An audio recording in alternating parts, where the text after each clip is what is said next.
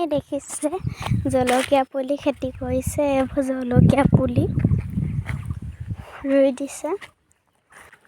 জলকীয়া পুলি খেতি কৰিছে আৰু বহুত খেতি কৰিছে। অকল জলকীয়া পুলি খেতিয়ে নহয় আৰু বহুত খেতি কৰিছে। দেখাম বলক। এইবোৰ কচু খেৰৰ তলত পুতি থৈছে, মানে ওপৰত খেৰ দি থৈছে। এই গোটেই মাটিটুকুৰা আমাৰ দেউতা ভাগৰে, মানে আমাৰে। সেইখিলৈকে দেখিছে।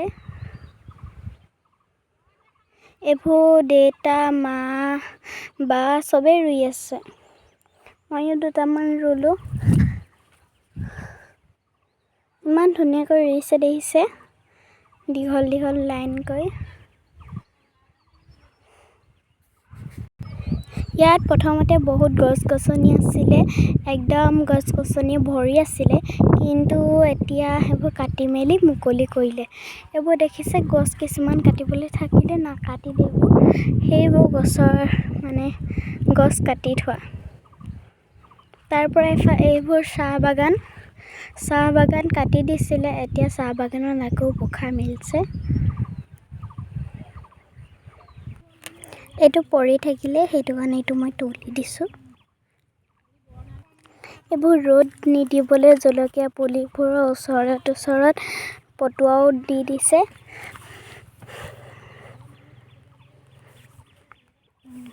ইয়াত এই জলকীয়া পুলিবোৰ থৈ দিয়া গৈছে। মায়ে ইয়াৰ পৰা নি এফালে ৰুইছে। কেনেকৈ ৰুৱে দেখুৱাম আহক। এইবোৰ প্ৰথমতে এনেকৈ খান্দি লৈছে গাঁত এটা।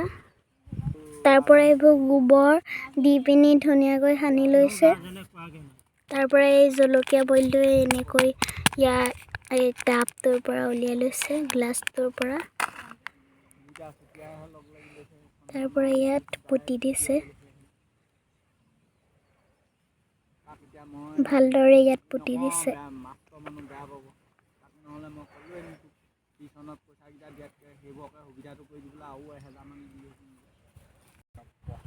আৰু এই গোটেইবোৰ তেনেকৈয়ে ৰোৱা গৈছে। আৰু বৰ্তমান এইটো ৰুই হৈ গ'ল।